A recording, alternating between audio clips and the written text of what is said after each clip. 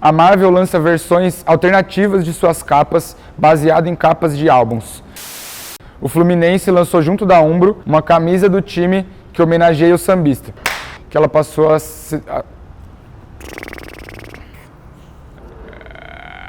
Eu fico com medo de não conseguir falar bem de novo.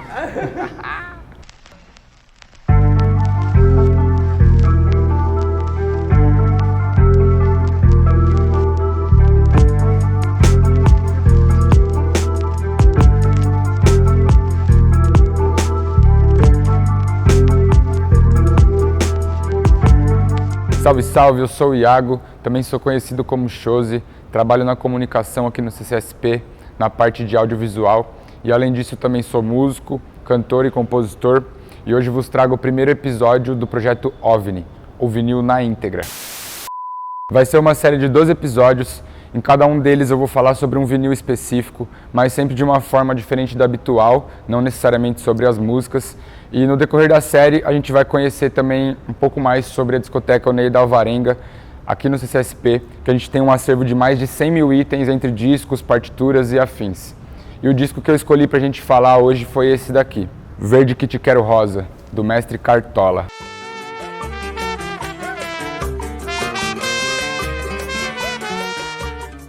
Cartola nasceu no Catete, no Rio de Janeiro, em 1908. Quando ele tinha 11 anos, ele mudou com os pais para o Morro da Mangueira e foi onde ele começou a relação dele com as rodas de samba. Nessa época ele já tocava cavaquinho e violão. Aos 15 anos ele perdeu a mãe, foi quando o pai mandou ele para fora de casa, mandou ele cuidar da própria vida e a partir disso ele trabalhou com tipografia, depois foi para a área de construção civil, trabalhou como pedreiro e nessa época ele usava um chapéu coco, então por isso que ele recebeu o apelido de Cartola. Ele foi basicamente um dos fundadores da Estação Primeira de Mangueira, que inicialmente era um bloco carnavalesco chamado Bloco dos Arengueiros. Em 1928, o bloco se ampliou e passou a se chamar Estação Primeira, que fazia referência à primeira parada dos trens do subúrbio. E além do nome, Cartola escolheu também as cores verde e rosa da agremiação. E só depois que ela passou a ser uma escola de samba, chamada Estação Primeira de Mangueira.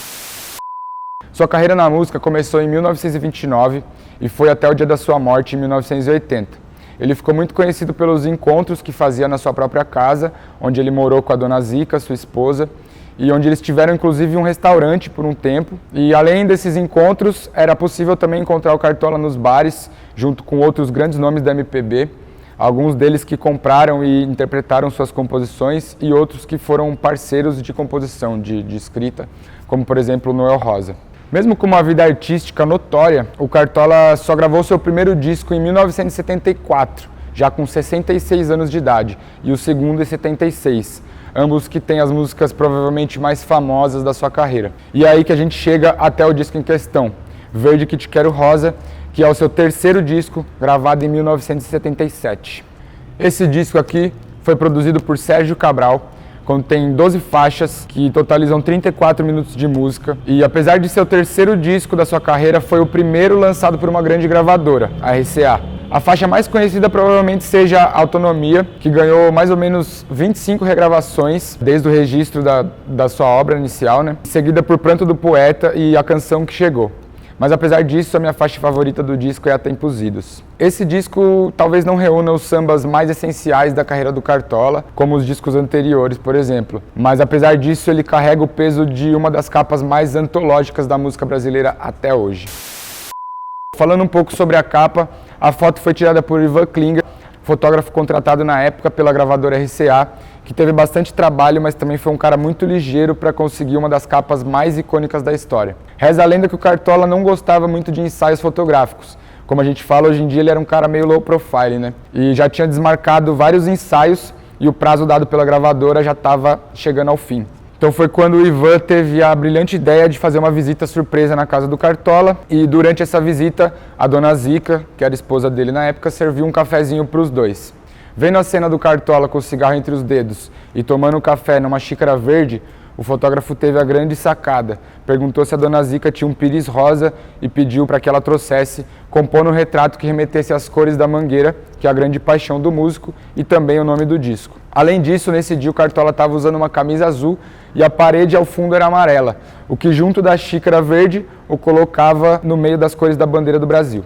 Em 2019, a neta do Cartola, Nilcimar Nogueira, deu uma entrevista para o quadro Arte na Capa, no Canal Brasil, onde ela conta que os óculos que o Cartola usava na foto eram um item que ele usava, na verdade, sempre devido a um inchaço na pálpebra por conta de uma cirurgia plástica que ele fez no nariz e ele não retornou ao médico para concluir o pós-cirúrgico. E outra grande paixão do sambista presente na capa é a lira do seu anel, que ele usa no dedo anelar da mão esquerda junto da sua aliança de casamento.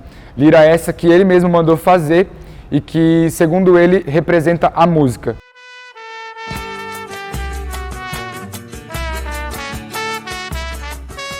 Bom, por isso que nesse primeiro episódio eu resolvi falar especificamente sobre a capa e devido ao grande sucesso dessa fotografia, tivemos várias releituras e readaptações, então eu separei alguma delas para compartilhar com vocês.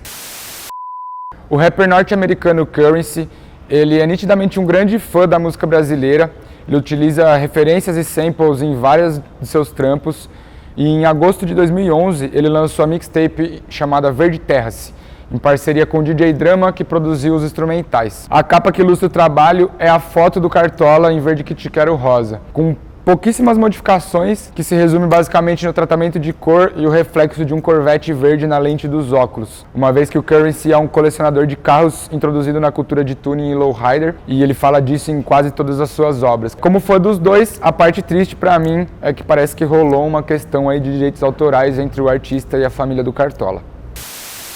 O rapper paulistano Criolo, declarado um grande fã de samba, ele já fez interpretações de música do Cartola e também em 2011 ele recriou a capa e um ensaio fotográfico para a revista Serafina da Folha de São Paulo, com algumas adaptações e uma delas é o lápis que ele segura no lugar do cigarro, que reforça sua linha de pensamento pró-educação e faz também uma alusão ao ato de escrever e compor.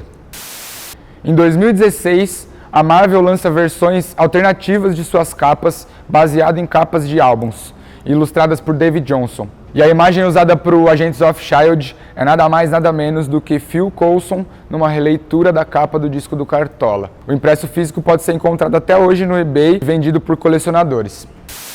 Em 2020, a página Álbuns BR Animes no Twitter também fez a sua homenagem à icônica foto do Cartola. Eles recriaram a capa com uma cena do personagem Kaiki Deishu do anime Monogatari Series. E no mês passado, o Cartola completaria 115 anos de idade. Em homenagem ao artista, o Fluminense lançou junto da Umbro, a marca que patrocina os seus uniformes, uma camisa do time que homenageia o sambista, utilizando as cores verde e rosa, e a principal foto da campanha, obviamente, não poderia ser outra, que foi a foto da capa do nosso disco em questão. Então é isso, espero que vocês tenham gostado desse primeiro episódio e se você conhece alguma outra releitura, alguma outra referência da capa, deixa aí nos comentários pra gente trocar uma ideia sobre, certo? Curte, comenta, compartilha e até o próximo. Tamo junto.